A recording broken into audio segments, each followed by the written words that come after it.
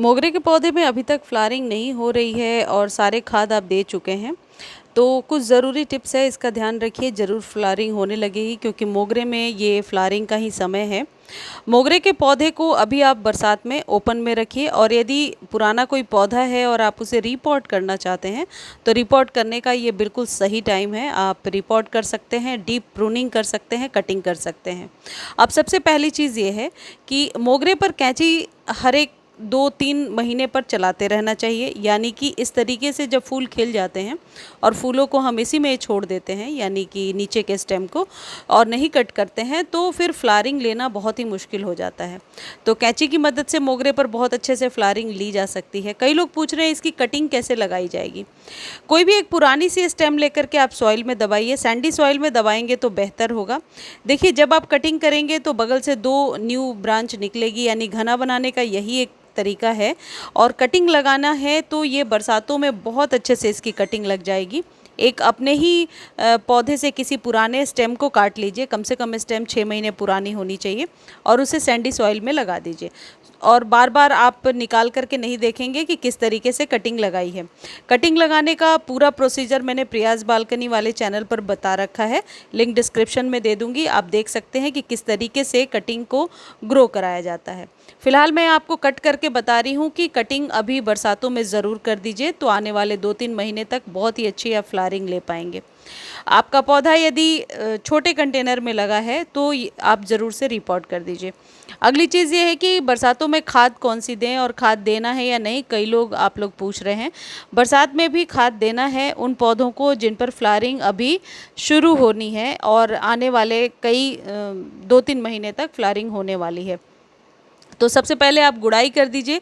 गुड़ाई हमेशा dry soil में अच्छे से हो पाती है, और यदि इस तरीके से जड़ें भर गई हैं तो 2 काम हो सकता है। या तो आप साइड से सॉइल निकाल करके न्यू सॉइल भर दीजिए, या फिर पौधे को बाहर निकालिए और रूट प्रूनिंग कर दीजिए। रूट की यदि ट्रिमिंग और प्रूनिंग कर देंगे तो फिर आप सेम गमले में न्यू सॉइल को भर के लगा सकते हैं। यदि आप न्यू पौध लगा रहे हैं तो 50% गार्डन सॉइल में, 30% आप कोई भी सैंड या बजरी मिला लीजिए और 20% कंपोस्ट मिला सकते हैं। एक चीज़ और ध्यान रखिए कि मोगरे को कैल्शियम युक्त खाद की ज़रूरत पड़ती है, तो यदि आप बोन मिल इस्तेमाल करते हैं तो बोन मिल दे सकते हैं, अदरवाइज़ आप चूना 1 चम्मच दे सकते हैं। इस तरीके से आप करके जितने भी वीड्स वगैरह निकले हुए हैं जो कि बरसातों में अक्सर निकल आते हैं। अब यदि न्यू पौध लगा रहे हैं और कई लोग कह रहे हैं कि नर्सरी से पौध लाने के बाद हम नहीं सूख जाता है पौधा, तो देखिए, इसको लगाने का एक ही तरीका है, रूट बॉल को डिस्टर्ब नहीं करना है। इस तरीके से चारों तरफ से ये जो ब्लैक कलर की पैकेट होती है, या इसे पन्नी कह सकते हैं जो होती है, इसे साइड से खोल लीजिए। सॉइल बनाकर पहले से गमले में नीचे से 2-3 इंच सॉइल भर लीजिए और इस तरीके से डायरेक्टली आप लगा दीजिए। बिल्कुल भी रूट बॉल को डिस्टर्ब ना कीजिए, इससे आपका पौधा कभी भी ख़राब नहीं होगा। और यदि आपको लगता है गमले के साइज़ से बड़ा हो रहा है तो साइड से थोड़ी सी सॉइल हटा सकते हैं, लेकिन पूरे सॉइल को ना हटाएं। पूरे सॉइल को हटाएंगे, रूट बॉल को डिस्टर्ब करेंगे तो निश्चित तौर पर पत्ते सूखेंगे, मुरझाएंगे। चलिए अब खाद की बात करते हैं। ये डीएपी है। डीएपी आपको अभी 15-15 दिनों पे 10-10 दाने डीएपी के देने हैं। न्यू पौध को भी दे सकते हैं क्योंकि ये मोगरे के फ्लावरिंग का ही समय है, तो डीएपी बहुत हद तक रूट्स के एक्सपेंशन में आपको हेल्प करेगा। एक चीज़ और है कि फंगस से बचाने के लिए बरसातों में आप अपने सभी पौधों पर आधे चम्मच टर्मरिक का छिड़काव कीजिए। इससे चींटियाँ भी नहीं आएंगी और बहुत सारे स्लग्स वगैरह से भी छुटकारा होता है। बस ध्यान ये देना है कि जब आप इसे छिड़क रहे हैं, शाम को छिड़क के छोड़ दीजिए, आप इस पर पानी ना डालें। यदि पानी डाल देंगे तो फिर कोई फ़ायदा नहीं होगा। पानी 1 या 2 दिनों के बाद ही डालें तो बेहतर होगा। यदि ये नहीं है तो इस जगह पे आप फंजीसाइड का इस्तेमाल कर सकते हैं।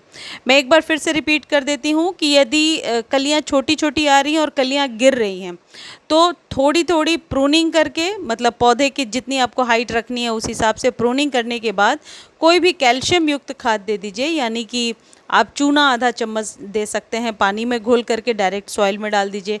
ड्राई भी दे सकते हैं, बोन मिल दे सकते हैं जो कैल्शियम का बहुत ही अच्छा स्रोत है। और यदि कुछ भी नहीं है आपके पास तो सिर्फ वर्मी कंपोस्ट 1 से 2 चम्मच गमले में डाल दीजिए और कुछ करने की ज़रूरत नहीं है।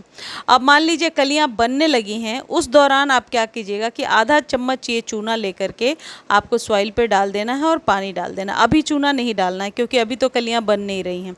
ये कैल्शियम का एक अच्छा स्रोत होता है। ये वही चूना है जो पान की दुकान पर मिल जाता है। इस तरीके से कलियां शाम होने के पहले ही गिर जा रही हैं, जो मेरे पौधे में भी हो रही थी, इसलिए मैंने डाला है।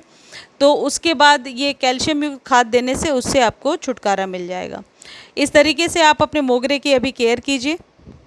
बहुत ज़्यादा यदि पानी देंगे तो सिर्फ लश ग्रीन पत्तियाँ आएंगी और फ्लावरिंग नहीं होगी। यदि आपके यहाँ बरसात हो रही है तो बरसात के पानी को सूख जाने के बाद, मान लीजिए कल बरसात हो गई और आज बारिश नहीं हो रही है, तो आज आपको पानी नहीं देना है। आप सॉइल को पहले चेक कर लीजिए, सॉइल आपको ड्राई नज़र आती है तभी पानी दीजिए, अदरवाइज़ पानी नहीं दीजिए। और यदि कलियाँ बहुत सारी बनी हुई हैं तो आप किसी भी केमिकल या किसी भी तरीके के फर्टिलाइज़र से स्प्रे ना करें, सिर्फ सॉइल में दे दीजिए।